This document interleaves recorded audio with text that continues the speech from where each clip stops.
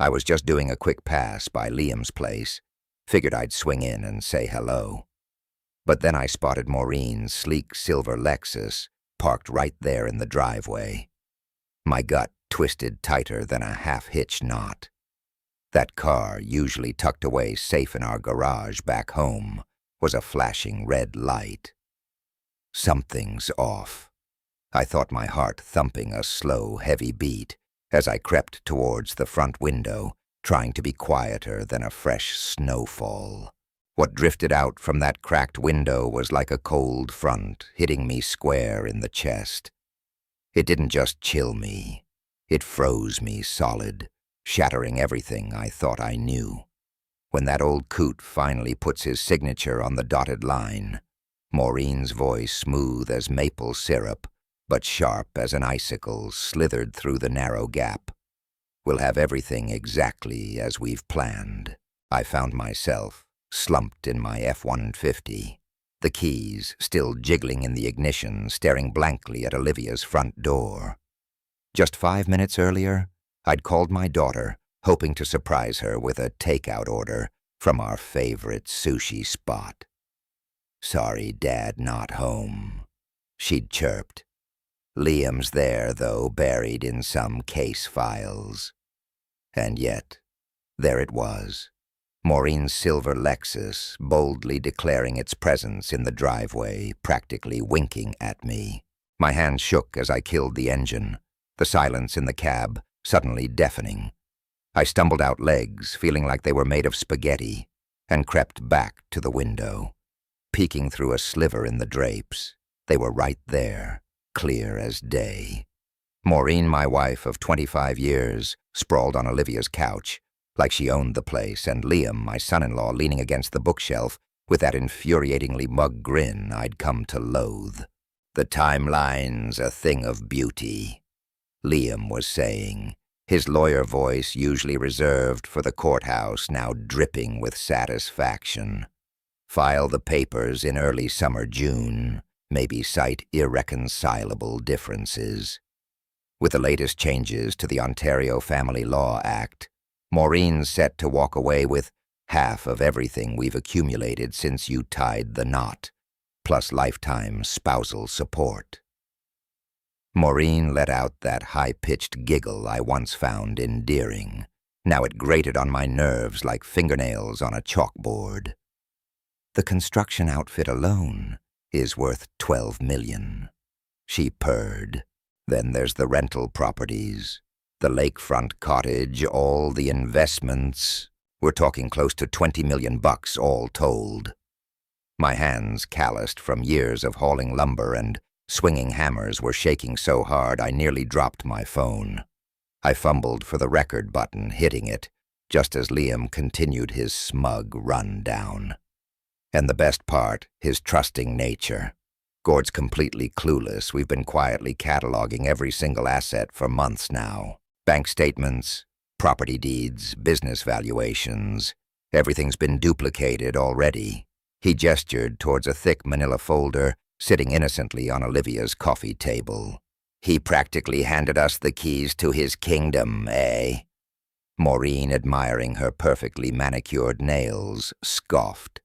"2 years of playing the devoted wife," she drawled, pretending to hang on his every boring construction story, nodding empathetically when he fretted about payroll. "God, the man actually believes I love him." A twig, dry and brittle, gave a loud snap under the toe of my work boot. They both froze mid-sentence, their heads snapping towards the window like a pair of startled deer caught in the headlights.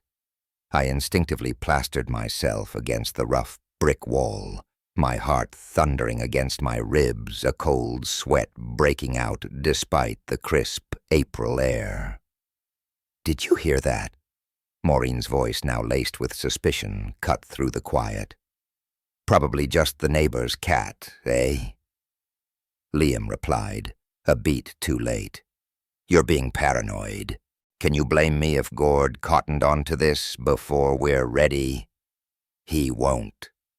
Liam scoffed, his laughter dripping with contempt. The man couldn't spot a conspiracy if it was wearing a flashing neon sign and singing "O Canada" backwards. By September, he continued, you'll be divorced, wealthier than you ever imagined, and free as a loon to do whatever you want with whoever you want. I forced myself to remain pressed against the wall, invisible, my phone silently swallowing every last venomous word. When I finally managed to pry myself away from the wall and creep back to my truck, some 15 minutes later, my entire world had simply unmoored itself adrift in a sea of betrayal. 25 years of shared life, of love, of building, reduced to a cold, calculated legal strategy session between my wife and my own son-in-law. That manila folder on Olivia's coffee table burned a hole in my mind's eye. Months of planning, meticulous documentation, insidious preparation. While I'd been busting my hump working 16-hour days to build our future, they'd been systematically charting its complete and utter destruction. I just sat there in the driver's seat of my F-150, gripping the steering wheel so hard my knuckles were white. These were the hands that had built a construction empire from scratch, from nothing but sweat and grit. These were the hands that had provided every comfort Maureen ever enjoyed, every nice-to-have she ever wanted. These were the very hands that had walked her down the aisle, her own father too stubborn or ashamed to show up. Maureen's cruel words replayed in my head, a broken record mocking me. The man actually believes I love him. The worst P. My grip tightened on the steering wheel of my old Honda, the interior suddenly feeling like a pressure cooker. Just as I started to reach for my keys, the front door creaked open. First out was Maureen, her designer purse, probably worth more than my first truck, swinging like a pendulum. Liam followed, casually adjusting the knot on his tie, looking too slick for a Tuesday afternoon. Their eyes landed on me, and for a split second, I saw it, pure, unadulterated panic, flash across Maureen's face. "Gord!" Her voice shot up like a winter thermometer. "What in the blazes are you doing here?" My heart was doing a drum solo against my ribs, but I forced my face into what I hoped was a laid-back, just popped by kind of look. 25 years of shared winters and summers of building a life, and apparently she'd been auditioning for an Oscar the whole time. "Oh, hey, eh?" I said, climbing out of the car, trying to sound as casual as if I'd just bumped into them at Tim Hortons. Just wrapped up a site inspection down the road. Figured I'd swing by and see if Olivia was home.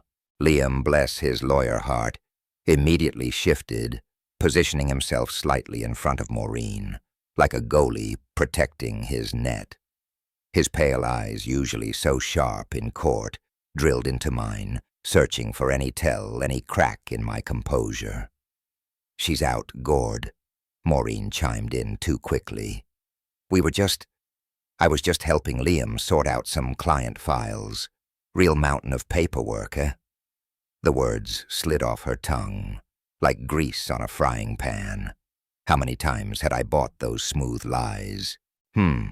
I mused, keeping my voice light like we were just chatting about the Leafs' playoff chances. "Funny, I thought you had that big pitch for the Thompson development today. The one you said would keep you tied up till 6. A tiny ripple like ice cracking on a lake crossed her face. "Oh, that," she said, waving a dismissive hand. "Left early. Killer headache, Gord. You know how those migraines hit." "Rough go, eh?" I replied, feigning sympathy. I shifted my gaze to Liam, a manufactured grin plastered on my face. "Busy day for you too, eh, Liam? Working on anything interesting?" He puffed out his chest a bit, all lawyer-like. "Asset division?" he started. Then his eyes flickered, realizing. He cleared his throat. For a new divorce client. Very complex financial situation." The words hung in the air, thick and cold.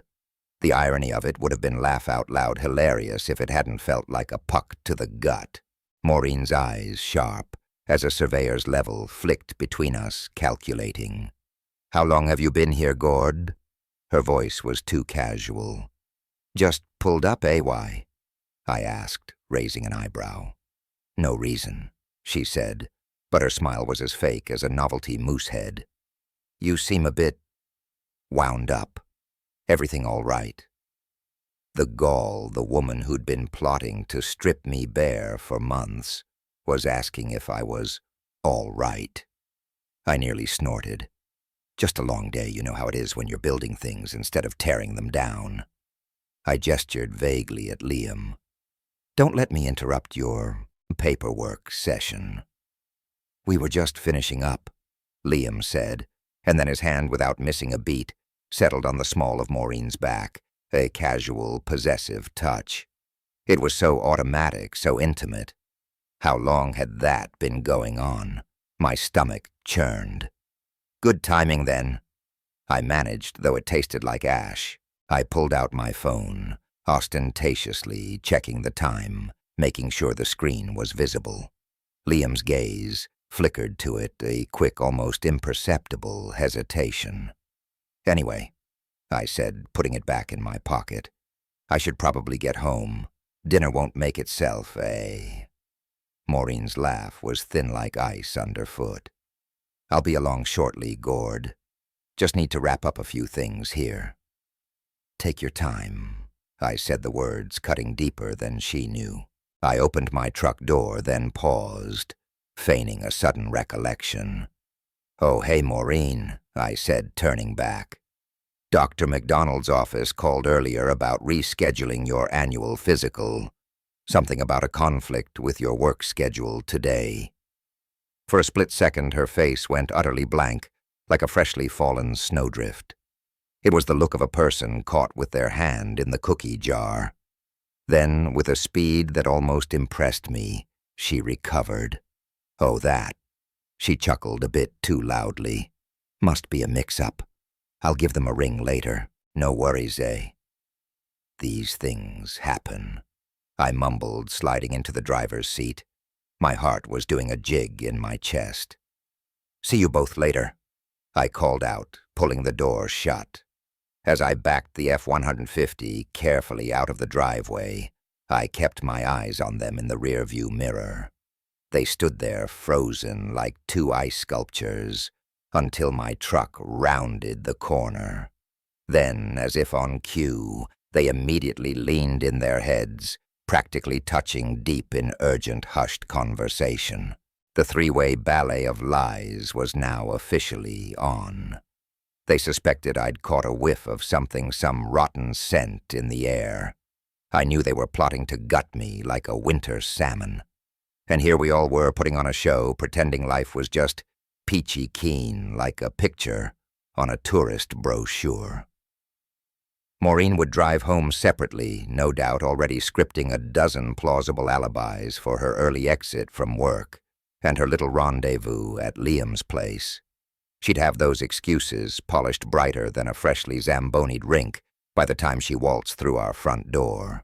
But what she didn't know, what neither of them knew, was about the little digital recorder on my phone. 43 minutes of crystal-clear audio, every single venomous word captured. That recording was about to turn their well-oiled plan into a complete prairie oyster. For the first time in what felt like an eternity, my hands felt steady on the wheel as I merged into traffic. The gut punch of shock was fading, replaced by something much colder, much sharper, like the first crisp frost of November. They figured they were playing a high-stakes game of poker while I was stuck with a deck of Go Fish. But the cards were about to turn. The 15-minute ride back to our place was a blur, my trusty old CRV navigating the streets on pure muscle memory past the meticulously kept gardens. Maureen always had a team in for those gardens. Too much fuss for her, I guess. And past the stone fountain she'd insisted on for our 20th.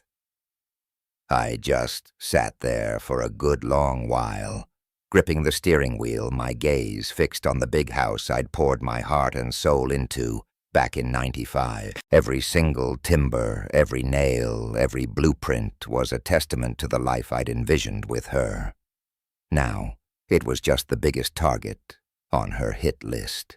The front door creaked open, letting me into a silence that felt colder than a January morning. Not peaceful, but an empty ache. Usually this place was buzzing with Maureen's stories about her day, her neighbor complaints, her latest shopping triumphs. Now the quiet just echoed her lies. My eyes snagged on our wedding photo on the stone mantelpiece. December 15th, 1987. There she was, Maureen, looking like a dream in ivory silk. And me, Gord, looking like a moose in a rented tux, trying to keep a straight face. We both had that glow, the one you think is pure, unadulterated joy. She was barely 22 then, just starting as a secretary at Morrison & Associates in the Corps. I was pushing 37, my construction company finally seeing some real daylight after a decade of 12-hour days fueled by Tim Hortons coffee and whatever cheap grub I could whip up. We'd crossed paths at their annual Christmas shindig. Morrison was a good client. I'd revamped their offices earlier that year. She'd laughed at my clunky joke about Salcrete mixers, a sound that still makes me wince thinking about it. But back then it was like a sleigh full of silver bells, and it just caught me. When I asked her out for dinner, she'd flushed a bit and agreed quick as a prairie hare. So fast, I remember thinking she'd been waiting for me to pluck up the courage. Our first date at this cozy little Italian place, called the Maple Leaf Bistro, went on until well past midnight. She hung on every word, seemingly captivated as I painted a picture of my dreams, building something solid, something that would stand for generations long after we were gone. Her eyes, bright as a summer lake, shimmered when I spoke of the homes I wanted to craft, the families I wanted to shelter within their walls. "Gord," she'd said, her voice soft, reaching over the checkered tablecloth to lightly touch my hand. "You're not just building houses. You're building foundations. You're building lives." I was hooked. 6 months later, I was on one knee. Now sitting on our kitchen table was our 25th anniversary card from last December. Maureen's looping elegant script in that specific shade of robin's egg blue ink. To my dearest Gord, it read, "My rock, my love. Thank you for making every dream a reality. Here's to another 25 incredible years of us. All my love, Maureen. All my love." I muttered the words, turning to sawdust in my mouth. I wandered into the living room, my gaze falling on the built-in shelves I'd meticulously crafted myself, while Maureen was expecting. They were filled with Olivia's baby photos, each one a precious memory, from June 8th, 1995, the day our daughter came into the world. Maureen tired, but glowing, cradling our little red-faced miracle like she was born for the role. Those early years, they were truly the best of my life. She dove into motherhood with the same drive she'd shown planning our wedding. Parent-teacher interviews, hockey practice, elaborate birthday parties that rivaled a small-town carnival. Every milestone, every tiny triumph was documented with a fierce, almost possessive maternal pride. "Gord, you're the best father a kid could ask for," she'd whispered, tears welling up on Olivia's high school graduation night. We watched our daughter, so proud, clutching her diploma. "She's going to move mountains, all because of the incredible foundation you gave her." Not we. I remember thinking, even then, not we. Had the cracks been there all along, hidden in plain sight like tiny fissures in the bedrock? I sank deep into my big worn leather recliner, the one Maureen always griped about being too rustic for the formal living room, and let the flood of memories wash over me. Our 10th anniversary cruise to Alaska, where Maureen seemed truly captivated by the majestic glaciers and the wildlife. Olivia's university graduation, all of us, even me, blubbering as she strode across the stage with her psychology degree. Christmas mornings bursting with laughter, wrapping paper chaos, and Maureen's annual obsession with decorations that took longer to put up than our entire summer vacation. When did her genuine gratitude for what we had, for what I provided, morph into this cold, calculated entitlement? When did thank you for providing become you owe me? We deserve so much more. The recording on my phone, still clutched in my shaking hand, held the brutal answer Maureen hadn't loved me in years, possibly decades. Every tender moment, every whispered, "I love you," in the quiet of the night, every anniversary toast. It had all been a calculated performance, a lifetime of manipulation designed to keep me grinding away like a beaver, building a dam, earning, piling up wealth she could eventually claim as her own. 25 years of my life reduced to a cold, clinical legal strategy. I sat there in the growing dusk of our living room, surrounded by the physical evidence of what I'd believed was a happy, honest marriage, and felt something chillingly analytical settle over the raw grief. Maureen thought she was playing the long game, positioning herself for maximum financial gain while maintaining her perfect, innocent facade.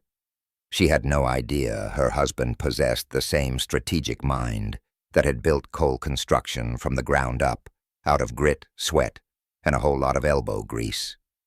But the ice was about to crack beneath her feet. The silence in that big empty living room felt like a cold embrace, as I forced myself to think like the businessman I'd always been. When had Maureen's behavior shifted from genuine partnership to calculated positioning? The answer came with an uncomfortable, sharp clarity. 20. That was the year Cole Construction landed the Morrison Municipal Center contract. $50 million over 3 years, the biggest project in company history. A true maple leaf moment for our outfit. I'd come home that April evening expecting a bit of a celebration, maybe a good Canadian beer, definitely some genuine attaboy cheer. Instead, Maureen had been sitting at the kitchen table, a real estate magazine open on the polished granite, a calculator by her side. "This means we can finally afford the house on Elm Street," she'd announced without even glancing up. The one with the circular driveway, the pool, and the 3-car garage. The Hendersons are asking $4.2 million. Not a word of congratulations on the achievement.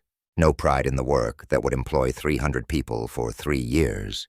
Just immediate laser-like focus on what my success could buy her. Maureen. I'd said, trying to keep the frustration out of my voice, I haven't even broken ground yet. There's design work permits, subcontractor negotiations. But the money is guaranteed, right? She'd cut in, finally, looking at me, her green eyes calculating like a seasoned hockey scout. I mean, once you sign the contract, the city has to pay. That conversation had lasted 2 hours. She'd mapped out expenditures down to the last detail. The new house, a golf club membership at a swanky place like St. George's, luxury cars, European vacations. Not our expenditures. Hers. The pronouns had been telling, though I'd been too focused on project logistics to truly notice. By 2021, the demands had escalated. The country club membership became non-negotiable when the Pattersons joined Riverside Hills. Our perfectly good cabin on Lake of Bays became an embarrassment compared to the Campbells' chalet in Whistler. Maureen started planting seeds, subtle hints about other wives, whose husbands really knew how to treat a woman, the ones who bought them diamond earrings just because. The physical intimacy disappeared gradually so slowly, I'd attributed it to age and stress. Separate bedrooms became necessary because of my snoring, though Maureen had never complained about snoring in 23 years of marriage. Dinner conversations shifted from discussions of our day to Maureen's detailed accounts of what other families owned, achieved, or displayed. Sarah Mitchell's husband bought her a Mercedes for their anniversary. She'd rambled on about just last month how Sarah deserved it after all the sacrifices she'd made for their marriage. Sacrifices, eh? As if signing receipts and picking out granite countertops was akin to fighting wildfires. Then after Olivia's wedding in September, the friendship with Liam had intensified.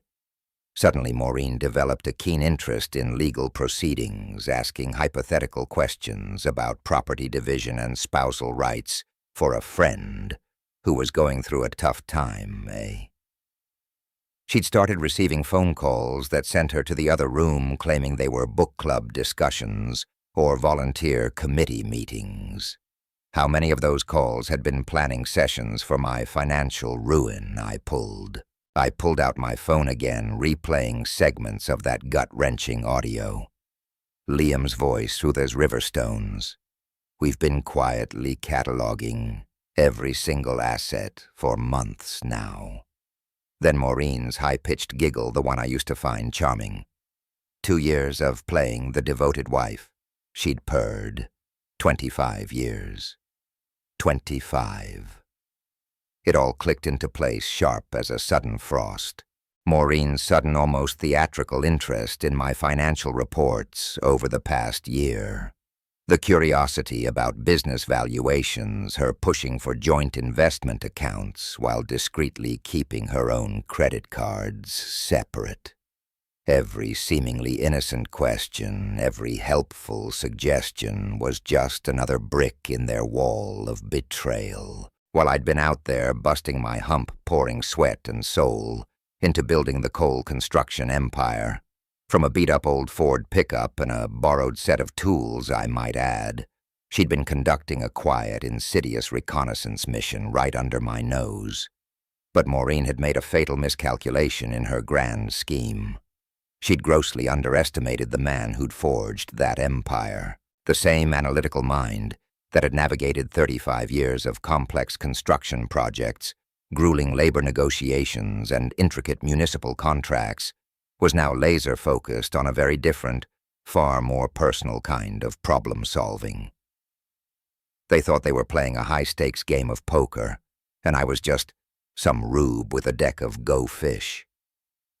Maureen had spent months meticulously positioning her pieces on the chessboard, utterly convinced I was blind to the board itself.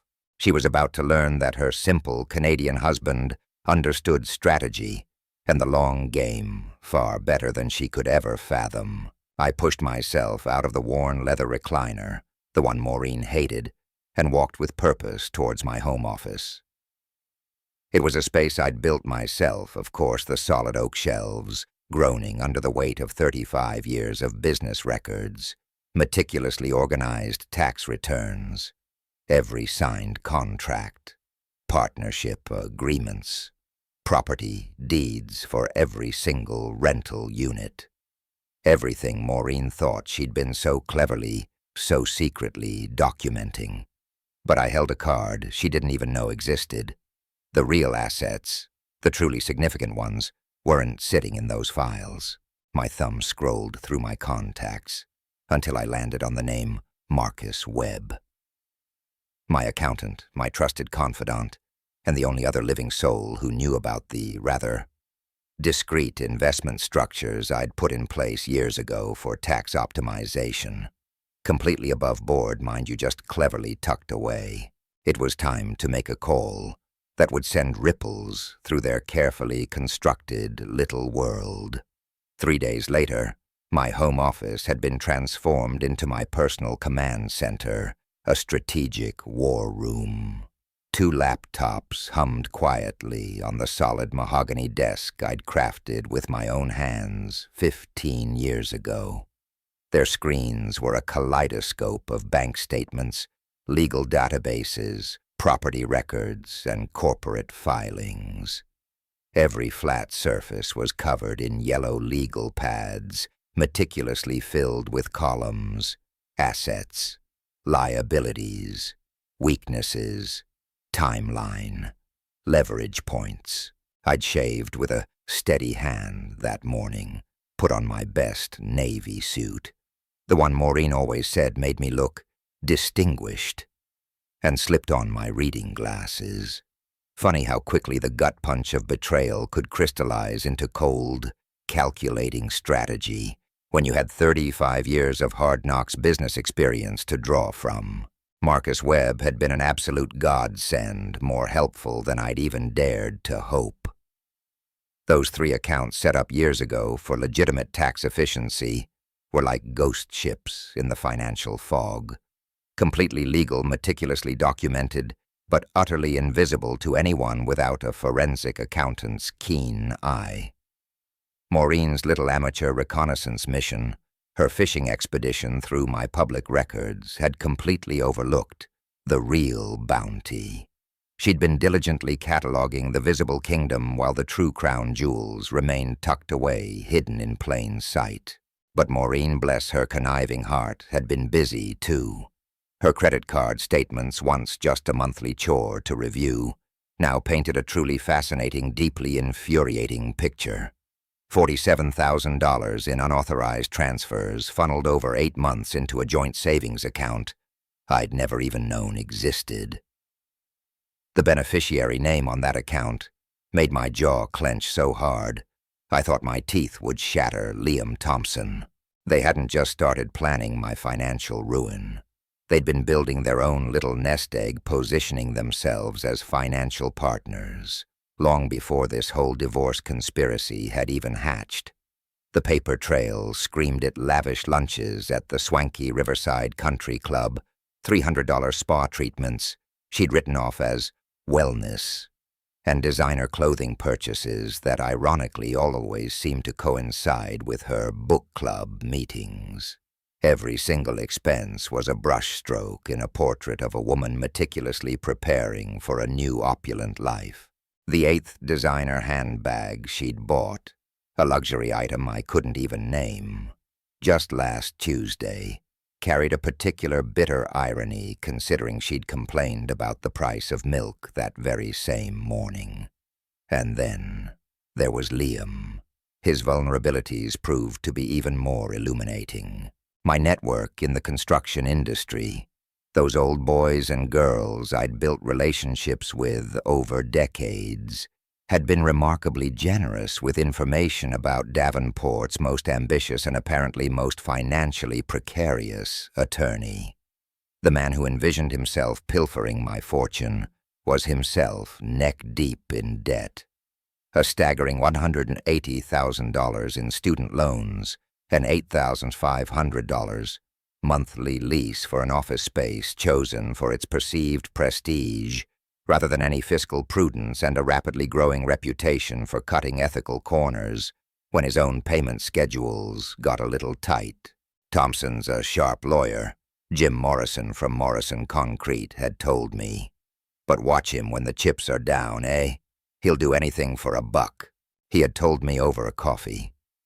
Liam was still living the high life on a low budget, owing 3 of my trusted subcontractors nearly $25,000 in total. He'd always promise payment next week, then disappear faster than a beaver in a flood when the bills came due.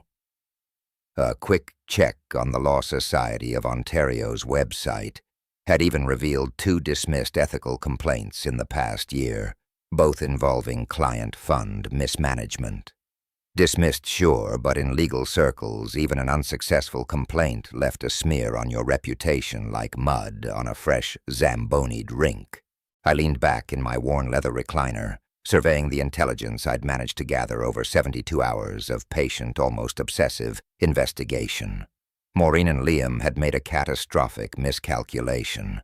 They'd seen a trusting husband, a simple man who worked long hours, built big things, and rarely questioned where the household money went. What they'd utterly failed to recognize was the analytical mind that had forged Cole Construction from a single beat-up F-150 into a multi-million-dollar empire built on Canadian grit and sheer will. The sharp ring of my phone jarred me from my strategic reverie. Olivia's name flashed on the screen. "Hey, sweetheart," I said, trying to keep my voice warm, normal like any other day. "How's your day going?" "Dad, I need to ask you something." Her tone carried that careful neutrality she used with her clients, the kind that meant she was treading on sensitive ground. "Is everything okay between you and Mom lately? There's been this weird tension whenever I'm around both of you." My hand tightened on the phone. How much did she know? Had Liam, her own husband, been foolish enough to give her a peek behind the curtain of their conspiracy? "What makes you ask?" I managed my voice, steady despite the sudden thump in my chest. "Little things," she explained. "Mom seems stressed about money, which is strange, you know, since business has been so good.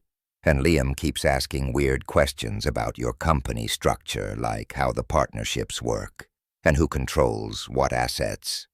She paused a beat too long. "It feels like they're fishing for information, but I can't figure out why. Fishing for information." My daughter, with her sharp psychology training, had picked up on the predatory behavior her mother and husband thought they'd so cleverly hidden. "Probably just curiosity about how the business world works," I said carefully, trying to sound dismissive. "Your mom's always been interested in financial security, eh?" Maybe Olivia replied, but she didn't sound convinced. "Dad, if something was wrong, really wrong, you'd tell me, right?" The question hung between us, heavy and pointed, like a hunter's rifle. Tell her what? That her mother, my wife of 25 years, was plotting to strip me bare financially. That her husband was orchestrating the whole rotten scheme. That the family she'd trusted her entire life was built on a foundation of lies. "Of course, sweetheart." I lied, my voice cracking just slightly. "But everything's fine. Just the usual business pressures, you know." After we hung up, I sat staring at my research notes, the truth hitting me like a cold wave on Lake Ontario. Liam had been pumping my own daughter for information about my business structure. The scope of their intelligence-gathering operation was broader, deeper, and more insidious than I'd first realized. Well, two could play at that game. Time to make sure they got exactly the information I wanted them to have. I was still processing Olivia's warning about Liam's fishing expedition when my secure phone line rang again. Sarah Chen, my accountant for 12 years, her voice crisp with professional efficiency, always ready to cut to the chase. "Gord, I've got the asset protection documents ready for signature," she began without preamble. "When you mentioned wanting to update your estate planning, I took the liberty of researching optimal structures. This is about more than estate planning, isn't it?" A slight pause, then. "How perceptive of you, Sarah. 28 years in forensic accounting teaches you to read between the lines, Gord. Should I ask what kind of threat we're protecting against?" "The domestic variety," I said, keeping my voice flat. Sarah's silence spoke volumes. She'd handled 3 divorces for my construction crew supervisors over the years. She knew the landscape of marital disputes better than anyone. "I'll have everything ready by noon," she said, her voice firm. "The business assets will be completely insulated from any personal legal action. Whoever's planning to take a run at your personal finances won't even see the real money." By 10:00 a.m., I was sitting across from Tom Bradley, president of First National Bank and my golf partner for 15 years. The mahogany conference room smelled of fresh coffee and rich leather, a familiar comforting scent from dozens of successful construction loan negotiations over the decades. "Account security review," I said, my gaze steady. I pushed the thick stack of papers across the polished mahogany. "I need every single joint access point verified," I told Tom, my voice steady and temporarily frozen pending identity confirmation. "Every last one of them." Tom's eyebrows, usually as unmoving as a granite boulder, twitched slightly upwards. "This is comprehensive, Gord," he murmured. "Every joint account, every credit line, every automatic payment system, every single one," I confirmed. "May I ask?" he began. I cut him off with a tight smile. "You may not." I leaned forward slightly. "How long for these security holds to take effect, Tom?" "Immediately upon your signature," he replied, his gaze unwavering. "All account holders will receive notification that access requires in-person verification with photo ID and secondary documentation." Tom held my gaze, a silent understanding, passing between two men who'd seen a lot of life. "This is going to inconvenience Maureen significantly, Gord," he observed. "I'm counting on it, Tom." I replied the words, a quiet promise to myself. The digital gears were turning. I pictured Maureen probably just settling in for her weekly Tuesday lunch at the Riverside Country Club, surrounded by a gaggle of other construction wives, all primped and proper, comparing designer handbags. My phone, usually quiet during my midday contractor bid reviews, buzzed. The first notification of a declined transaction. Sweet. 47 minutes later, Maureen's number flashed on my screen, followed by her breathless, panicked voice. "Gord, something's terribly wrong with our accounts," she exclaimed, her usual calm replaced by a tremor. "My card was declined at lunch, and when I called the bank they said there's a security hold. Do you know anything about this classic Maureen? Not a peep about that little joint account she'd set up with Liam. Not a single word acknowledging the $47,000 she'd funneled out. No admission of her secret transfers. Security hold," I mused, putting on my most concerned voice. "That sounds serious, eh? Did they say what triggered it?" "Something about verifying identity and account access," she rattled off, sounding genuinely distressed. "It's so embarrassing, Gord. I'm sitting here with Linda and Susan and Janet, and I can't even pay for my own lunch." The distress in her voice was as real as a January blizzard, but not because her grand scheme was collapsing. Oh no. It was because her perfectly curated social standing, her image of effortless wealth, had been publicly chipped away, right there in front of the other wives. After 25 years of shared history, I knew Maureen's priorities better than she knew them herself. "I'll call Tom Bradley immediately, honey," I assured her, laying it on thick. "We'll get this sorted out, eh?" Of course, I had no intention of calling Tom. Instead, I hopped in my F-150 and drove straight to the Morrison Municipal Center site, where my crew was pouring foundation for the new community wing. The familiar rumble of heavy machinery, the shouts of the foreman, the rhythmic clang of steel. It was like a bomb after 3 days of invisible financial combat. My phone became a buzzing lifeline to Maureen's escalating panic. "Still can't access any accounts. This is ridiculous. Then Tom Bradley's secretary says he's in meetings all day. What kind of bank president is too busy for his best customers?" And finally, even our emergency credit line is frozen. How am I supposed to buy groceries? Gord. Each frantic message brought a grim, satisfying chill, like the first crisp air of autumn. For 25 years, Maureen had seen financial security not as something earned, but as a given, a birthright. While I'd churned out 60-hour weeks, fueled by strong coffee and sheer will to provide it. Now she was finally getting a taste of what it felt like when that solid ground vanished beneath your feet, quick as ice, melting in springtime. But it was Liam's reaction that truly piqued my interest. My man Mike Rodriguez, the PI I'd hired, gave me a call right with an update. Thompson tried to hit that shared account with your wife 3 times this afternoon. Gord Mike's voice crackled over the line.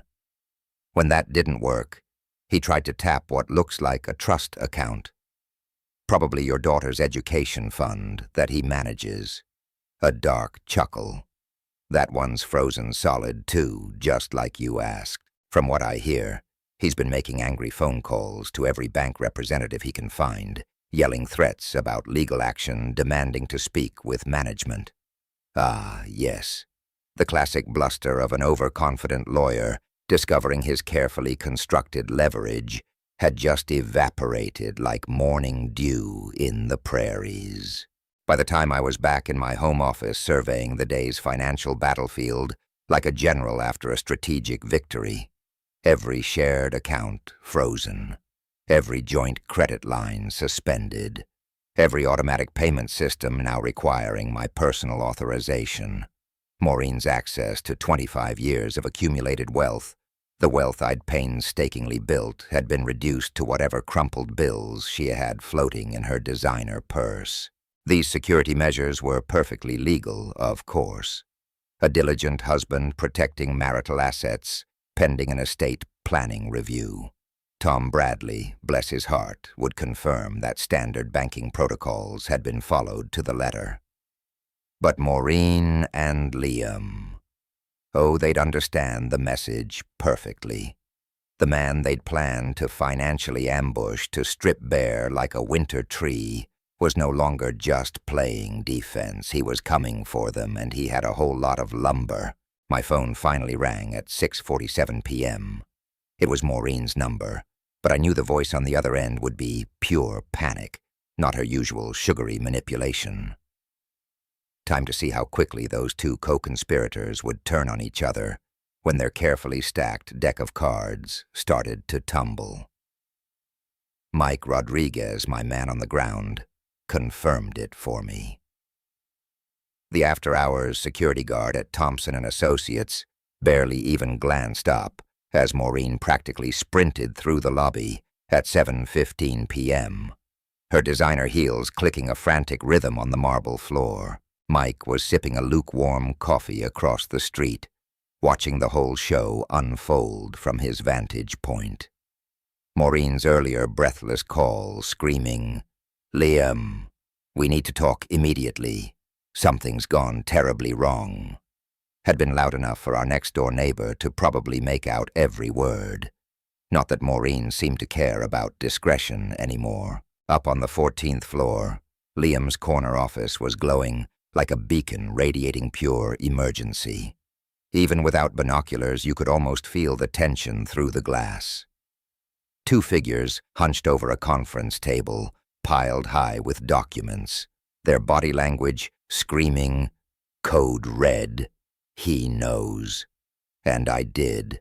I was listening to the raw audio replaying the very conversation Mike's contact, who thankfully held an office in the accounting firm right next door, had managed to capture through the building's old, gossipy ventilation system. Maureen's voice, sharp and high-pitched, echoed in my ear. "Gord knows something, Liam, and he's cutting off everything. I couldn't even buy gas for my car." Liam's response was immediate, his litigation voice cold and precise, clicking into gear. "The timing isn't a coincidence, Maureen. 3 days ago you said he showed up unexpectedly at Olivia's house right when we were discussing strategy. He must have overheard something." There was a beat of silence, then his voice tight with frustration. How much could he have heard? Enough. I thought, a grim smile spreading across my face. Enough to understand. "We're not playing around." Liam continued, the rustle of papers audible as he probably flipped through his notes. "Maureen, we need to assume he recorded our conversation. Everything we said about assets, timeline, strategy, all of it potentially documented. The silence that followed on the recording was a symphony of dawning horror. Two conspirators, realizing their supposed rube of a victim, had been several moves ahead on the chessboard, while they'd been congratulating themselves on their cleverness. What do we do? Maureen's voice, completely stripped of its earlier confidence, sounded like a lost child. We accelerate everything. Liam snapped back, all trace of lawyerly calm gone. No more gradual approach. No more careful positioning. Monday morning I file for emergency divorce proceedings with immediate spousal support. We claim Gord is engaging in financial abuse by restricting your access to marital assets. Financial abuse. Maureen's tone sharpened a glimmer of her old self-serving interest, sparking through the panic. That sounds legally compelling. Exactly. Liam finished, his voice now dripping with cold satisfaction. We paint him as a controlling husband who uses money to manipulate and intimidate. More rustling papers.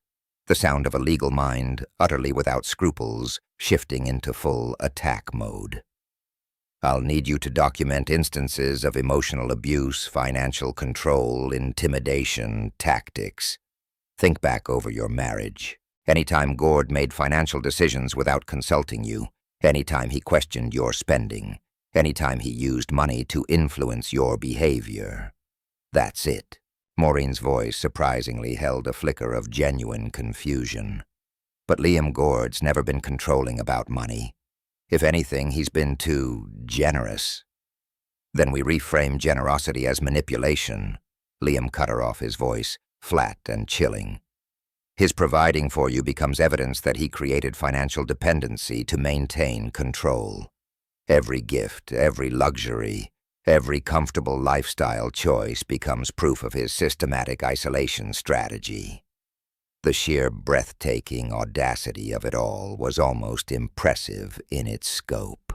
They were planning to weaponize 25 years of my dedication, my hard work, my generosity, twisting every act of love, every sacrifice I'd made into cold, calculated evidence of abuse. What about Olivia? Maureen asked, the only hint of vulnerability I'd ever heard from her. She's not going to automatically take my side. Her psychology training makes her skeptical of everything. That's actually perfect, Liam replied, his voice carrying the satisfaction of a man who just found his closing argument. Olivia's hesitation to support you immediately becomes evidence of how thoroughly Gord has manipulated family dynamics. We position her psychology training as something Gord exploited to turn his own door. My jaw tightened, straining to hear over the building's old ventilation system. Liam's slick voice, calm as a lake surface before a storm, sliced through the air. It's about securing your financial future, Maureen. Olivia's training, that's gold. If she expresses any concern about family dynamics, we spin it as an expert opinion. Proof Gord's been manipulating her all along. The audacity of their plan. It was as chilling as a deep winter night.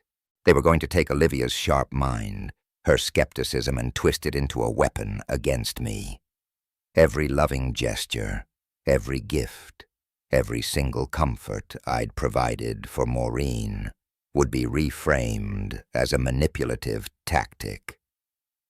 My sudden desperate act of protecting our assets would be painted as financial abuse. Liam's voice, now colder than a January hockey rink, continued his chilling rollout. First thing Monday, I'm filing for emergency restraining orders to freeze any more asset moves plus immediate spousal support. $15,000 a month, and we'll push for a temporary exclusive occupancy of the house. My house. I thought a bitter taste in my mouth. The one I built timber by timber with my own hands.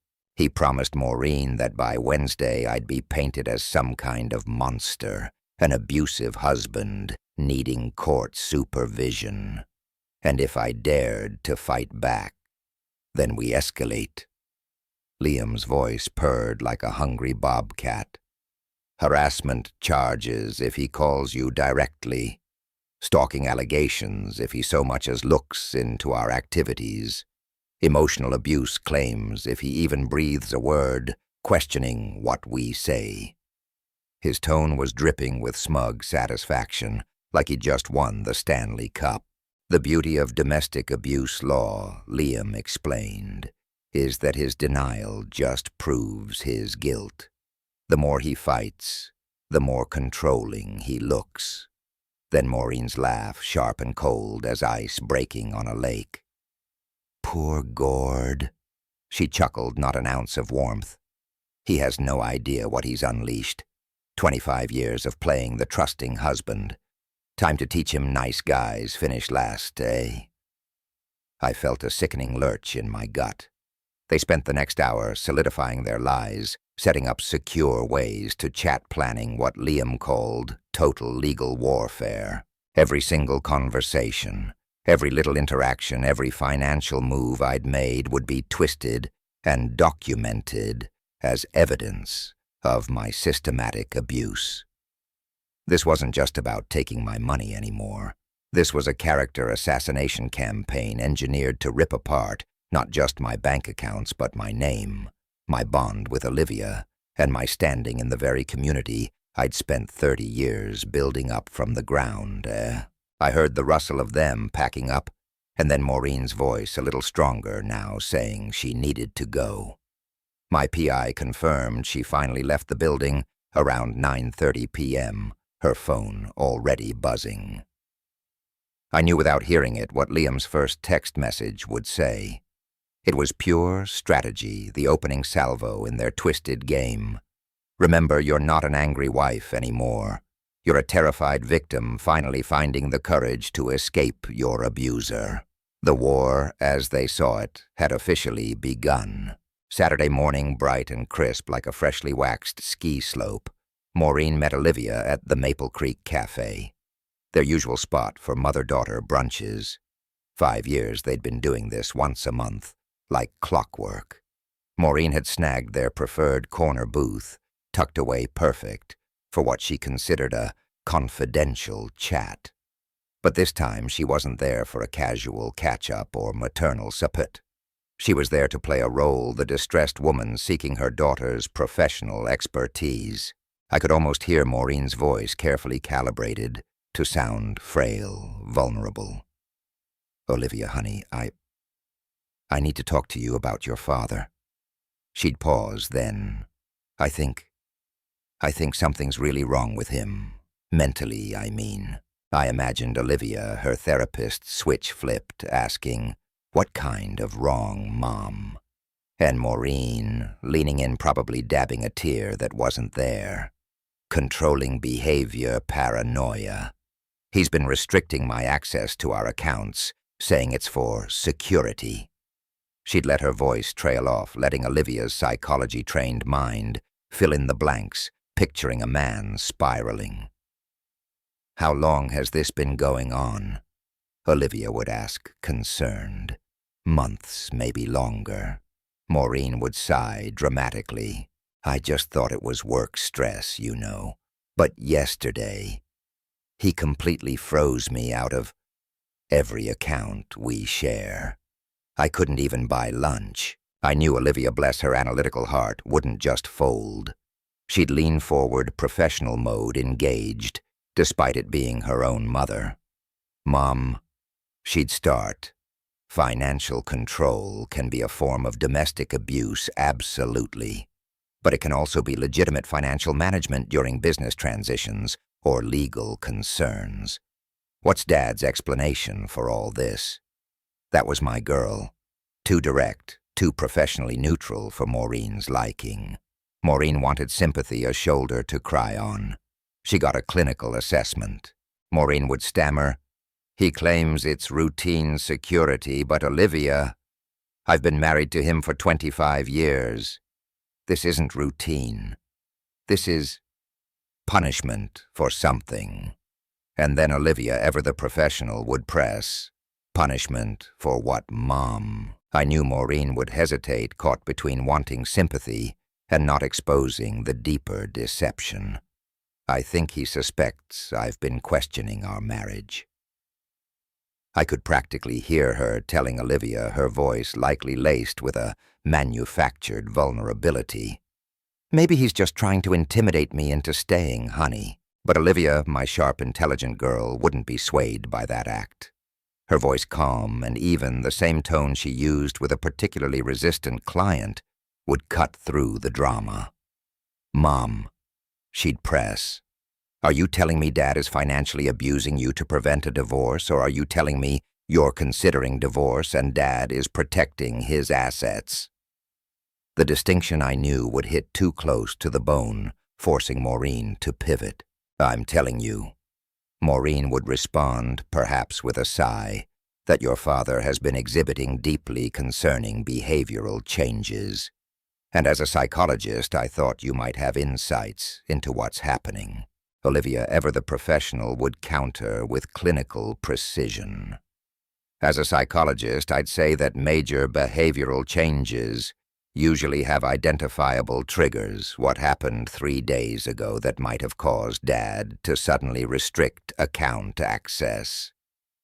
That question, the one about the 3 days, would be the real zinger for Maureen, I thought.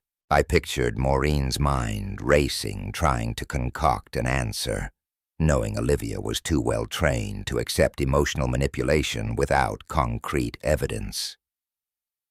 Every question Olivia posed would expose the gaping holes in Maureen's carefully crafted victim narrative. "I don't know what triggered it," Maureen would likely stammer, feigning fear. "That's what scares me." But Olivia would be studying her mother's face with that detached clinical gaze, reading every micro-expression, every verbal inconsistency, with the skill of a seasoned pro. "Mom," Olivia would finally ask, cutting to the chase, "are you asking for psychological advice, or are you asking me to take sides in a marital conflict?" That blunt question, I knew, would shatter Maureen's entire manipulation strategy. Her daughter wasn't going to be the emotional crutch who'd validate her victim narrative. "I'm asking you to help me understand what's happening to our family." Maureen would try one last time, desperate. "Then I suggest you have an honest conversation with Dad about his concerns," Olivia would advise, unwavering, "instead of asking me to psychoanalyze him based on your interpretation of his behavior." I could almost feel Maureen's frustration from 40 kilometers away. She'd have left that cafe about 20 minutes later, seething at Olivia's professional detachment and utterly worried about the implications. If Olivia refused to automatically support her mother's claims, their victim narrative would collapse under any real scrutiny. Meanwhile, here in my command center, the very same moment Maureen was fuming over coffee, I was receiving intelligence that would reshape the entire battlefield. Jim Morrison's call came in at 10:15 a.m., just as I was reviewing the weekend's job site reports. "Gord," he started, his voice a low rumble. "Thought you'd want to know. Liam Thompson's got some real trouble brewing with the Law Society of Ontario." My hand instinctively tightened on my coffee mug. "What kind of trouble?" I asked, my mind immediately calculating. "Word is they're investigating his handling of contractor payments on the Mitchell case," Jim continued. "3 of our guys, good subs, filed complaints about non-payment last month. Thompson collected his fees from the client, but never passed the payments down to the trades. Classic trust account violation, if they can prove it." I set my mug down, the implications hitting me like a puck to the chest. "How serious is this?" I pressed. "Serious enough that the Law Society has scheduled a hearing for next week," Jim replied. "Thompson's scrambling to find $23,000 to make those subcontractors whole before the investigation wraps up." $23,000. The exact figure I had from my own research into Liam's debts. "Jim," I said, a plan already forming, Would those subcontractors be willing to discuss their experience with Thompson if someone from the construction community reached out? Absolutely, he scoffed. These guys are furious gourd. Thompson promised payment for 6 months, always had some excuse, blamed delays on his client court procedures. They're small operators, eh? They can't afford to absorb those kinds of losses. I spent the next 3 hours making strategic phone calls. First, Bob Martinez from Martinez Electrical, who'd been waiting 8 months for $7,400. Then Steve Chen from Chen Plumbing, owed $9,200 since last October. Finally, Randy Foster from Foster Roofing, still waiting for $6,500 from a job completed back in November. Each conversation followed the same carefully scripted pattern. Professional courtesy call from Cole Construction, just checking references before we potentially consider hiring Mr. Thompson for some legal services. Each contractor, eager to vent, was more than happy to share warnings about Liam's payment practices, ethical shortcuts, and general professional unreliability.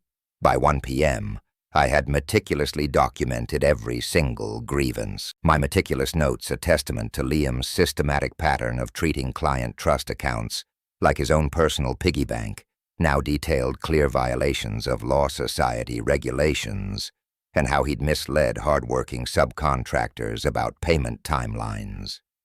At 2:30 p.m., I picked up the phone and dialed the Law Society of Ontario's ethical complaint hotline. I'd like to file a formal complaint about attorney misconduct. I told the intake specialist, my voice steady. Liam Thompson has engaged in a pattern of client trust account violations and has made misleading representations to construction industry professionals. The complaint form, which I'd already filled out in my head a dozen times, asked for detailed documentation. I rattled off contractor names, the amounts owed, a precise timeline of his misrepresentations, and solid evidence of Liam's systematic abuse of client funds. 3 more contractors, all salt-of-the-earth types I'd known for years, had already agreed to serve as witnesses if needed. By 4 p.m., Liam's slick Bay Street office was no doubt buzzing with calls from the Law Society about expedited investigation procedures and mandatory hearing attendance.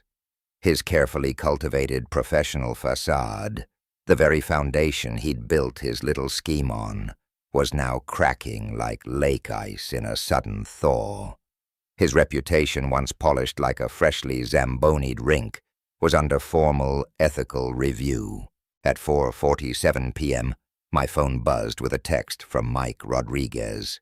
Thompson just bolted 3 boxes of files under his arm, heading toward his car. Want me to tail him? No need, I typed back, a grim satisfaction settling in my gut. I knew exactly where he was headed. Back to Maureen, no doubt, like a scared pup bolting for its master. The conspiracy that had begun with confidence and careful planning was about to become a desperate scramble for survival. Let them panic. Let them make mistakes. The real war was just beginning. 2 days of professional crisis had given Olivia time to process everything she'd learned from my earlier cryptic warnings. Her old CRV pulled into the Cole construction parking lot, and I knew for her this wasn't just a visit. This was a reckoning, a journey towards a truth she'd probably sensed, but avoided her whole life. My office building, a fortress of honest brick and steel against the April sky, felt like a monument to everything Liam's shiny glass tower pretended to be. And utterly wasn't. Sarah, my secretary for 8 years, greeted Olivia with the warmth she reserved for family members who actually bothered to show up to job sites and company picnics. He's expecting you, honey. Go right in. I stood when Olivia entered, reading her body language, with the careful attention I'd honed over 25 years of watching Maureen's every mood. But Olivia carried herself differently. She had that professional posture, a clinical distance in her eyes, like someone who'd spent the last 2 days making hard, unavoidable decisions. "Dad, we need to discuss what's happening between you and Mom," she said, her voice holding the careful neutrality she used with troubled patience. "I've spent 2 days analyzing the situation, and I need to understand your perspective." "What your mother told you," I asked, keeping my own voice even. "That you're exhibiting controlling behaviors, financial manipulation, possible emotional abuse." She sat across from my desk, hands folded precisely. "She wants me to support her victim narrative using my professional credentials." Her clinical language, coming from my own flesh and blood, hit a little jarringly. But I knew the strategy, a psychologist's way of putting up a wall, stepping back to see the facts, cold and clear without emotion clouding the lens. "And what do you think I prompted?" "I think Mom tried to manipulate me the same way she's apparently been manipulating you." Olivia's green eyes, so much like Maureen's, but somehow clearer, sharper, drilled into mine. "Show me the evidence, Dad. I need to hear what you heard." My heart hammered. This was the moment of truth. No turning back once I hit play. Once I played that recording, there would be no protecting her from the bitter truth about her mother and her husband. But Olivia was 30 years old, a licensed psychologist, capable of handling reality, however harsh. I pressed play on my phone. Maureen's voice, sharp as a winter wind, sliced through the quiet office. "When that old coot finally puts his signature on the dotted line, we'll have everything exactly as we've planned." For the first minute or so, Olivia's face was a mask of professional detachment. Her gaze was fixed, unblinking, as her mother's voice, like ice, grinding on a lake, mocked 25 years of marriage. She listened as Liam's cold, lawyerly tone detailed their tactical strike, every calculated step, every asset targeted. She absorbed it all. The timelines, the asset division, the casual contempt. But then Maureen's voice, smooth as syrup, but sharp as an axe, purred 2 years of playing the devoted wife. Olivia's composure, usually as solid as a frozen lake, cracked slightly. Her hands clenched once, then relaxed, a ripple beneath the surface.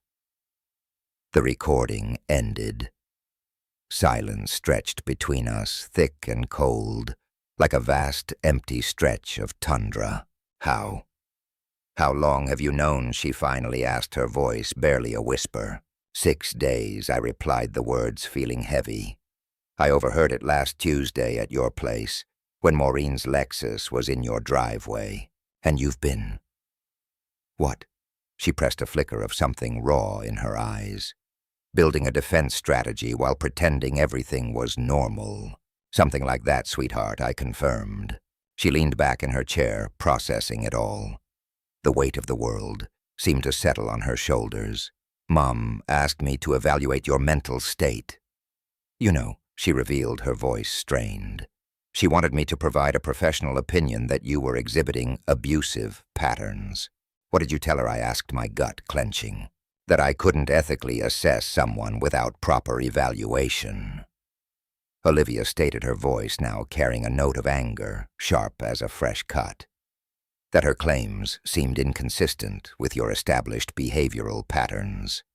She tried to use my training as a weapon, Dad, against you and against everything I stand for professionally. The weight of betrayal, not just mine, but hers, too, settled heavy in the air between us. I'm sorry you've been dragged into this, sweetheart." I offered, my voice gruff with emotion. "I'm not," she countered, her tone sharpening with a newfound resolve, like ice forming on a winter lake. "I'm glad I know the truth. The question is, what happens now?" I studied my daughter's face. I saw the strength I'd helped build, but also an independence I knew I couldn't and wouldn't control. "That's your choice, Olivia," I told her. "I won't ask you to choose sides. I already have." She stood up, the decision made clear as a bell. "I choose truth over family loyalty. I choose evidence over emotion. And I choose to support the parent who didn't try to manipulate my professional ethics." Relief flooded through me, warm as a fresh double-double, followed immediately by a chill of concern. What about Liam? What about him? Her voice went cold, colder than an unheated hockey rink. "My husband participated in a conspiracy to financially destroy my father while using my psychology practice as cover. That marriage is over, Dad. I'm not making this decision in anger. I'm making it based on character assessment and behavioral evidence." She moved toward the door, then paused, turning back. "I'll testify honestly about family dynamics if needed, but I won't be anyone's weapon, including yours. I understand. Good, because there's one more thing I need to do." She left my office with a determined stride, the kind of walk that says someone has found moral clarity in a situation designed to utterly destroy it. I sat alone in my office, surrounded by the evidence of 35 years of honest work, and felt something I hadn't experienced since this nightmare began, a flicker of hope. Hope that truth might actually matter. Olivia's key turned in the lock at precisely 7:30 p.m. Liam's startled expression from the living room couch revealed he hadn't expected her home early. He was sprawled there, legal documents scattered across the coffee table like fallen leaves, a half-empty whiskey bottle within easy reach. "We need to talk," I announced, setting my purse down with deliberate precision, making sure it landed with a firm thud. He didn't look up from whatever case file he was pretending to review. "Rough day," he mumbled, his voice flat. "The Barrett deposition got postponed again. I know about the conspiracy, Liam." His head snapped up. The careful lawyer's mask, usually so impenetrable, slipped, revealing something desperate and raw underneath. "What conspiracy?" he stammered, scrambling. "The one where you and my mother planned to financially destroy my father while using my psychology credentials to support false abuse allegations." I remained standing, a silent advantage. I heard the recording, every word. He slowly sat down his whiskey glass, an exaggerated calm. "Olivia, I think you're misunderstanding. 25 years of playing the devoted wife." I quoted, my voice steady, throwing Maureen's own words back at him. "Sound familiar?" The color drained from his face, leaving him pale as freshly fallen snow. Liam Thompson, who could argue cases before the provincial Supreme Court, suddenly looked like a man watching his world collapse around him like a house of cards in a prairie windstorm. "How much did you hear?" He managed his voice thin. "Everything," I confirmed, not a trace of emotion in my tone. "Asset division strategy timeline, your fee calculation, Mom's performance reviews." I sat across from him, maintaining a professional distance, observing him as I would a particularly difficult client. Was our entire marriage part of this plan? The freeze on Maureen's spending hit her social life faster than a puck on an empty net. The Riverside Country Club's dining room, usually a hub of polite Saturday brunch chatter, seemed to quiet down in hushed ripples as she approached any table. Linda MacDonald, her bridge partner for years, suddenly became utterly captivated by her Eggs Benedict when Maureen stopped to say hello. Susan Campbell, usually full of gossip, claimed an urgent phone call rather than continue their conversation. By the time Maureen reached her usual table, the one by the big window overlooking the golf course, she didn't need a weatherman to know which way the wind was blowing. "Maureen, dear," Janet Dubois's voice, sweet as artificial sweetener, carried across the linen tablecloth. We really missed you at the planning committee meeting yesterday." "What meeting?" Maureen must have stammered, confused. "I wasn't informed." "Oh, didn't you get the message?" Janet would have replied, a sly glint in her eye. "We had to make some organizational changes. You understand." Maureen was finally connecting the dots. Phone calls, not returned invitations, conveniently misplaced social doors, swinging shut with a whispered, ice-cold efficiency. Meanwhile, I was conducting my own campaign, and it was going considerably better. 35 years of honest dealing, of building things that lasted, had earned me a reputation, a credibility that no amount of slick legal maneuvering could ever destroy. My lunch with Tom Bradley at the bank that week proved strategically productive. We chewed the fat over a couple of Reuben sandwiches, and I shared my concerns about some family difficulties, dropping just enough detail to establish the facts without coming across as vindictive. Maureen and our son-in-law seemed to have developed some concerning plans regarding our assets. I'd mentioned keeping my voice low and a little regretful. I've had to implement some protective measures just to secure things you know for the future. Tom's response was exactly what I'd hoped, for professional understanding, mixed with genuine personal sympathy for a friend dealing with a painful family betrayal. The Chamber of Commerce board meeting that evening proved equally valuable. When Jim Morrison from Morrison Concrete asked about Maureen's absence from the recent charity gala, I explained with genuine sadness about the marriage difficulties that had come to light. "Sometimes you discover people aren't who you thought they were," I said, allowing just enough disappointment to show in my voice. 25 years of marriage, and it turns out she'd been, well, planning something else entirely. I'm just grateful I found out when I did. By Sunday evening, Maureen's social isolation was complete. The country club membership committee, swift as an icebreaker in spring, scheduled a routine review of her status. The local charity board quickly accepted her resignation from positions she'd never even officially submitted. Liam's professional collapse accelerated right alongside Maureen's social exile. 3 major clients terminated their relationships, citing concerns about his judgment and ethical standards.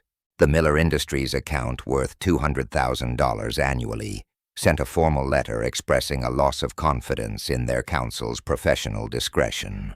Maureen's frantic Sunday night call to Liam carried a desperation I could hear even through the thin walls of their downtown apartment, thanks to Mike Rodriguez's discreet audio setup. "Everyone knows Liam.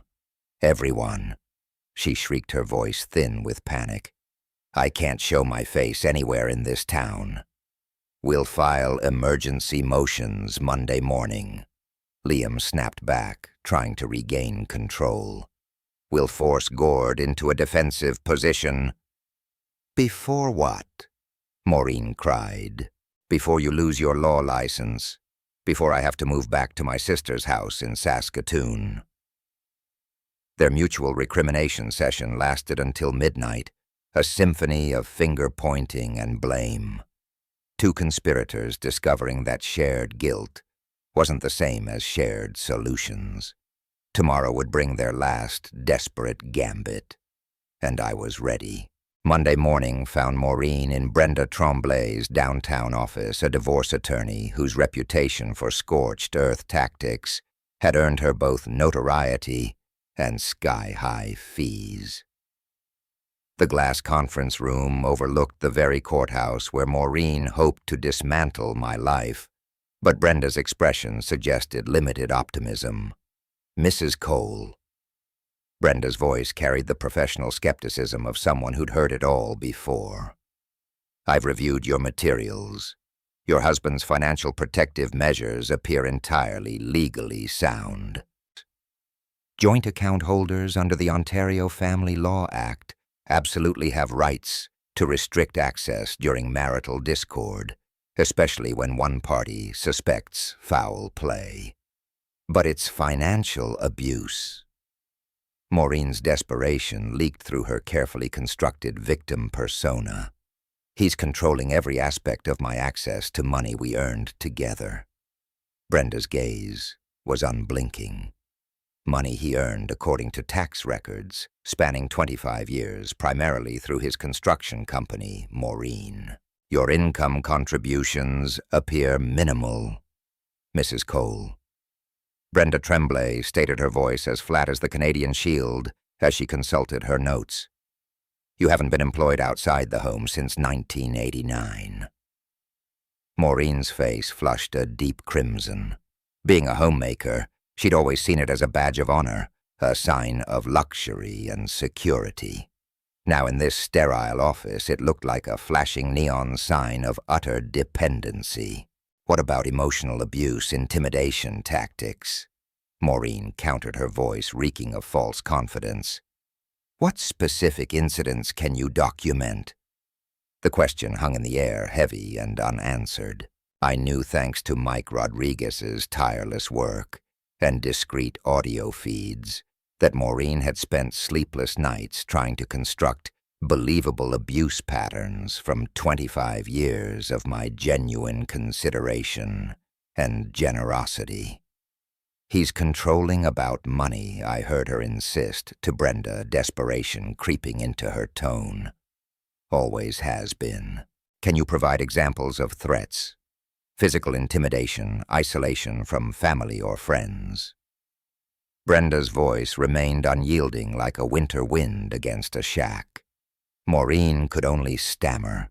Every question struck gaping holes in her fabricated narrative. I'd never once raised my voice in anger at her, never restricted her activities, never questioned her friendships. My only crime was building the very life she now sought to dismantle. 10 blocks away, Liam Thompson was discovering that Law Society of Ontario investigations moved with a bureaucratic efficiency that could outpace a prairie fire when they truly wanted answers. Monday morning's ethics committee call had carried implication far beyond a few contractor payment delays. Mr. Thompson, we've received additional complaints regarding your handling of client trust accounts.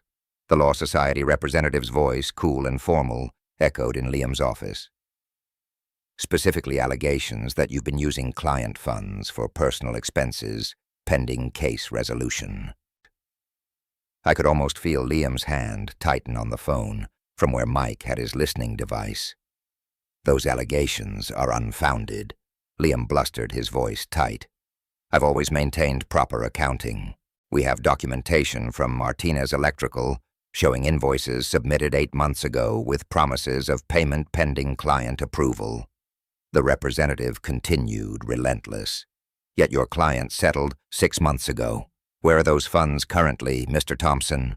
The answer I knew was tucked away in Liam's personal checking account, where contractor payments had been diverted to cover his exorbitant office rent and those crippling student loans. What he'd probably seen as resourceful cash flow management now appeared exactly what it was: embezzlement. There may have been administrative delays, Liam stammered, scrambling. Mr. Thompson, the voice cut him off sharp as a fresh Zamboni blade. We're scheduling a formal hearing for Thursday morning. You'll need complete financial records for all client accounts dating back 18 months. The noose was tightening, just as I'd planned. By Wednesday evening, Maureen and Liam had reached the desperation that breeds dangerous decisions. Their emergency strategy session in Liam's nearly empty office felt like generals planning a final assault with no ammunition left. I listened in as Maureen, trying to project false confidence, announced, "We have to file domestic violence claims. It's the only way to force him into a defensive position." Liam's response was immediate, laced with pure terror. Maureen, false domestic violence allegations are felony charges if we're caught, especially given the evidence he probably has. What evidence? Maureen scoffed, but then she stopped, a chilling silence on the line, as she clearly remembered the recording, the one that had started this whole cascade. The recording proves we were planning financial strategy, not documenting his abuse. So we reframe it. Liam snapped, his voice oozing with a chilling lack of scruples. Your legal expertise, my victim testimony. We make the narrative about long-term emotional manipulation and financial control. I imagined Liam staring at her across the conference table. Just 6 months ago, she'd been a bored housewife seeking a thrill. Now she was proposing perjury in a federal court. If this fails, Liam warned, his voice low, we're both facing criminal charges. If we don't try, Maureen shot back. Her voice carrying the calculation of someone who'd lost everything, except the ability to take others down with her. I'm facing poverty and you're facing disbarment anyway. At least this way we go down fighting. Thursday morning's restraining order hearing would determine whether their Hail Mary succeeded or whether they'd simply provided me with even more conspiracy evidence. Neither of them realized that their opponent, me, Gord Cole, had spent the entire week meticulously documenting every phone call, every desperate meeting, every single lie they'd told to their lawyers and friends. I wasn't just defending myself anymore. I was building a prosecution case. The Davenport County Courthouse, where they hoped to dismantle my life, would soon become the stage for their own undoing. The 1st of May dawned crisp and bright, but for me, it felt different. Not just another spring day, but a day of reckoning. 35 years of building a reputation brick by honest brick had solidified into something I could actually carry into battle. Justice Eleanor Vance, known across the province for her no-nonsense efficiency, presided over the provincial family court with an air that suggested she'd seen every imaginable flavor of family drama and deceit. Maureen sat at the plaintiff's table beside her counsel, Miss Anya Sharma, looking every inch the picture of a wronged woman. Her conservative navy suit, minimal makeup, and carefully cultivated air of vulnerability were almost Oscar-worthy. Mrs. Cole Justice Vance began, her voice calm but penetrating, as she reviewed the emergency restraining order petition. You're alleging your husband has engaged in financial abuse and intimidation. Can you provide specific incidents that led you to fear for your safety? Maureen's voice, a carefully crafted whisper, trembled with practiced emotion. Your Honor, for months now, Gord has been restricting my access to our joint accounts, scrutinizing every single purchase and making veiled threats about what would happen if I ever tried to leave him. She paused, dabbing a non-existent tear from the corner of her eye. What kind of threats, Mrs. Cole Justice Vance? Prompted her gaze, unwavering. Financial ones. Maureen continued, her voice gaining a touch more theatrical despair. That I'd be left with nothing. That he'd use his connections to ruin me in this community. And just last week, he completely cut off my access to all funds, even for basic groceries. I watched my wife of 25 years deliver her performance with an increasing, almost terrifying confidence.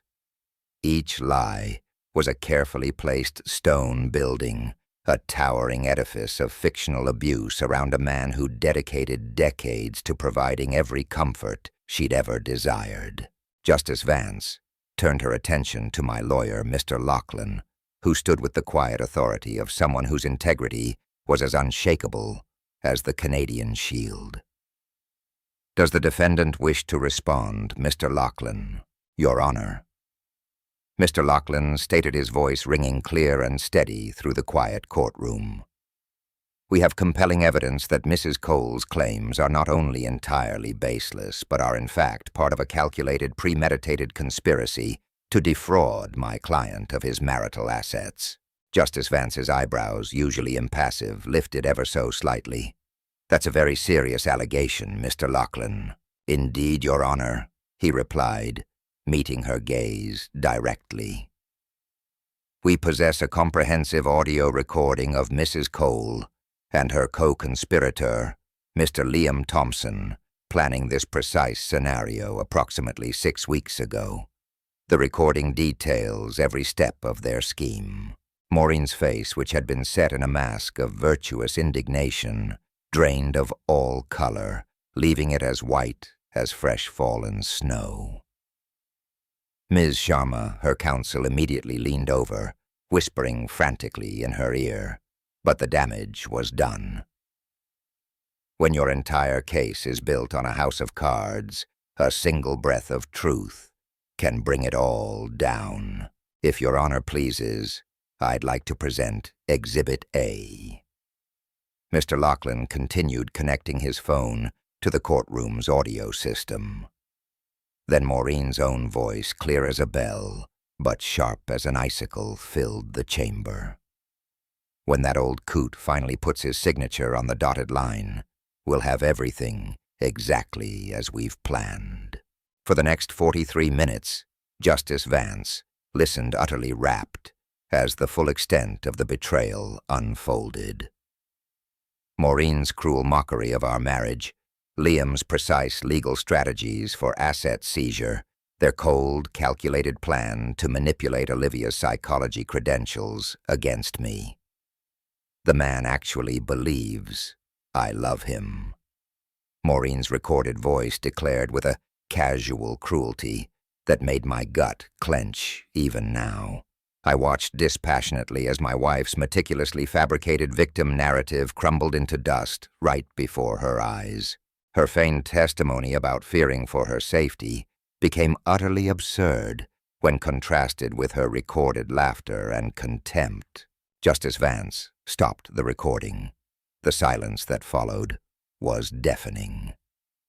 "Mrs. Cole," she said, her voice devoid of any warmth, "do you have any response to this evidence?" Maureen's mouth opened and closed silently like a fish out of water.